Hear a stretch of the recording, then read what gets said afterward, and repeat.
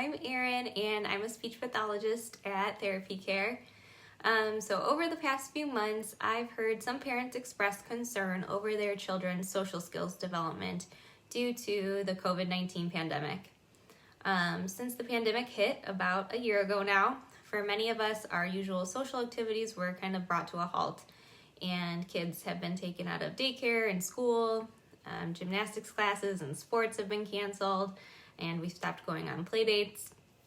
So many children don't really get the chance to get out of the house much or get the chance to interact with other kids. So the big question is, will this have a long-term impact on our kids' social skills? And this is definitely a valid concern, and it's crossed my mind too regarding my own toddler.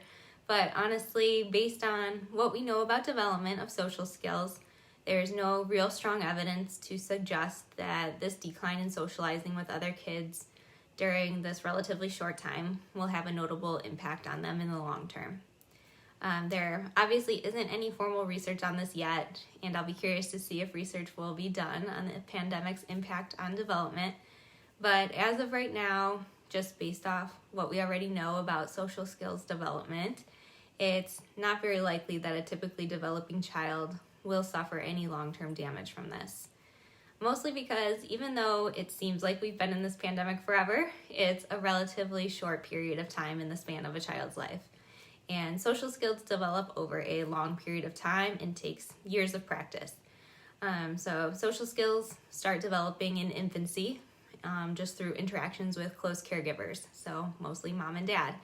That being said, focusing on relationships and interactions at home should be enough to keep your child's social skills moving forward.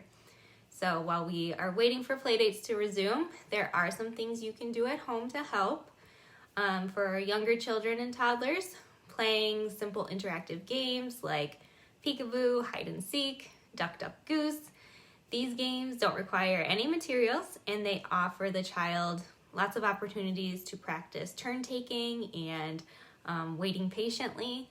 You can put on fun music and dance together, or sing interactive songs like Wheels on the Bus, since music really encourages back and forth interactions as well as imitation and other language skills.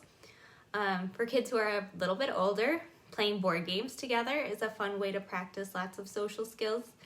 Again, they're practicing turn taking, also following rules, strategizing. They learn the importance of honesty, how to win gracefully or being happy for another's win. And for children of all ages, engaging in conversations with them is so important to practice those social skills. You can also set up video chat dates for your child with family members or friends to expose them to interactions with a variety of people. As I mentioned before, this relatively short time spent away from peers shouldn't have any significant long-term effects on a typically developing child's social development. However, for a child who is at risk for language delays and is lagging in the area of social skills already, they might need a little bit more practice for them to form a good understanding of those unwritten social rules. So if you have concerns about your child's social skills, seeing a speech pathologist can help. I hope you guys learned something new here today. Thank you so much for listening.